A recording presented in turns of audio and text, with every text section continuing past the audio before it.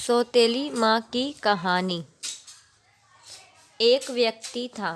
उसकी पत्नी का देहांत प्रसव के दौरान ही हो गया था, परंतु किसी तरह बच्चा हो गया था।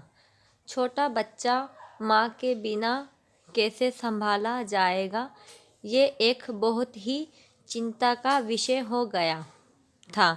कहीं मित्रों व सगे संबंधियों के कहने पर उसने पुनर्विवाह किया। बच्चे को नई माँ मिल गई। नई माँ बच्चे की सार संभाल करने लगी। बच्चे को भी लगा जैसे उसकी माँ फिर से मिल गई। कुछ ही वर्षों में उस युवती को भी एक पुत्र हुआ और उसका ध्यान अपने नए बच्चे पर अधिक रहने लगा। धीरे धीरे उसकी दृष्टि में दोष आने लगा और वो परछावर से ग्रसित हो गई। अब उसे लगने लगा कि इस घर का वारिस तो बड़ा लड़का है और संपत्ति पर भी अधिक हक इसी लड़के का है। उसे अपने पुत्र के भविष्य की बहुत चिंता रहने लगी।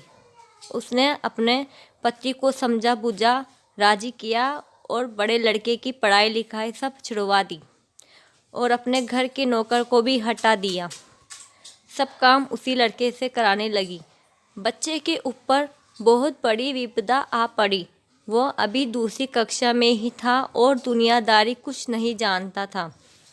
उसे यही लगता था माँ ने सही किया होगा। घर का सारा काम करते करते उसका पूरा दिन बीत जाता था। धीरे धीरे माँ ने उसे समझा दिया कि उसका असली कार्य अपने छोटे भाई की सेवा ही है और छोटा भाई ही असली मालिक है।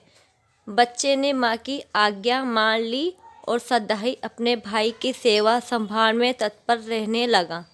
अब वो बड़े लड़के को जरा जरा सी गलती होने पर डांटने मारने भी लगी थी, ताकि उस पर एक भय बना रहे। वो कोई अच्छे से अच्छे काम भी करता तो उसकी सौतेली माँ से बिल्कुल बेकार बताती, लेकिन फिर भी बालक के मन में माता के लिए प्यार ही उभरता। वो उसे सौतेली नहीं मानता पाता और औरत ने घर के पूजा पाठ का जिम्मा भी उसी बच्चे को दे रखा था। अंत उस बालक की बुद्धि धीरे धीरे आध्यात्मिक होने लगी। जैसे तैसे वो बड़ा होने लगा, उसे सच्चाई समझ में आने लगी, लेकिन वो अपना सब दुख भगवान से ही कहकर संतोष करता था और उसका सारा दुख समाप्त हो जाता था। पिता से वो बहुत प्रीति करता था और जानता था कि पिता उसकी स्थिति से बहुत दुखित रहता है, लेकिन वो उनसे हमेशा माँ की बड़ाई करता था। पिता का न होना ही उसके लिए बहुत था, परंतु उसके पिता को भी एक बीमारी में चल बसे और वो बिल्कुल अकेला हो गया। बस भगवान ही उसके रह गए। समय बीतने लगा और दोनों बच्चे बड़े हो गए। अब घर का सारा सौतेली माँ के अधिकार माँ के हाथों में था। योजना के अनुसार बड़े बच्चे की शादी उस औरत ने ही बहुत ही गरीब घर में अनपढ़ औरत से करी। अपने पुत्र की बहुत बड़े घर में वह पढ़ी लिखी युवती से करी। उसने बड़े लड़के को नौकरों वाले घर में से एक घर दे दिया और उसकी पत्नी को भी बता दिया कि उसका असली कार्य मालकिन यानी छोटी बहू की सेवा करना ही है। छोटे लड़के के लिए उसने बहुत बड़ा भवन बनवाया था और स्वयं उसी में उन्हीं के साथ निवास करने लगी। बड़ा लड़का खुशी से अपना जीवन व्यतीत करने लगा और पत्नी के साथ माँ बेटे छोटे भाई के परिवार की सेवा करने लगा। छोटे लड़के की स्त्री को उसकी माँ बहुत अखरती थी। उसे लगता था कि मालकिन उसे होना चाहिए।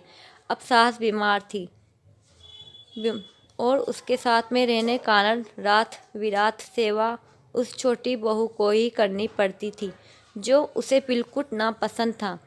एक दिन पता चला कि सास को छूत की बीमारी हो गई है। ये जानकर तो छोटी बहू और दूर रहने लगी। उसकी आंखों में सांस खटकने लगी। उसने अपनी पति से कह दिया कि इस घर में या तो वह रहेगी या उसकी माँ। छोटे लड़के पर अपनी पत्नी का जादू चढ़ा हुआ था। उसने अपनी ही माँ को घर से बाहर निकाल दिया और उसे वहीं नौकरों के घर में रहने को कह दिया। अब माँ भी वृद्ध हो गई थी और अचानक उसे इस घटना कारण से एकदम बहदवास हो गया। उसने अपने जीवन भर की पूंजी व्यर्थ जाती दिखी। वो तो अपने ही बेटे के ऊपर दूसरी तरह निर्भर थी। उसने सपने में भी ऐसा नहीं सोचा था। लगने लगा कि अब उसकी सेवा कौन करेगा। उसने आत्महत्या करने का निर्णय ले लिया और गंगा जी में डूबने चल दी। बड़ा लड़का कहीं बाहर गया था और उसे कुछ पता नहीं था। वो एक घाट से गुजर रहा था, शोर सुना तो देखा कोई नदी में डूब रहा था। उसने भी छलांग लगा दी और जब बचाने लाया तो देखा कि ये तो उसकी ही सौतेली माँ है। जब सारी बात पता चली उसे तो बहुत दुखित हुआ और अपने पत्नी व माँ के साथ घर त्याग दिया। वह दूसरे गांव में रहने लगा। उसने अपनी पत्नी के साथ माँ की बहुत सेवा करी और वो ठीक हो गई। वो लोग अच्छे से जीवन बसर करने लगे। एक दिन उसकी माँ से बड़ी बहू ने पूछा, माँ मुझे कुछ शिक्षा दे। तो सास की आंखों में आंसू भर आए। उसने मात्र इतना कह दिया, बेटी तुम्हारा पति तो भगवान के समान है, शिक्षा तुम्हें उससे ही लेनी चाहिए। मैं तो इतनी कहूँगी कि किसी को भी पराया नहीं समझना चाहिए और जीवन में किसी के साथ इतना बुरा मत करना कि जब वो तुम्हारे साथ फिर भी भलाई करे तो तुम्ही आत्मा को गंवार ना हो।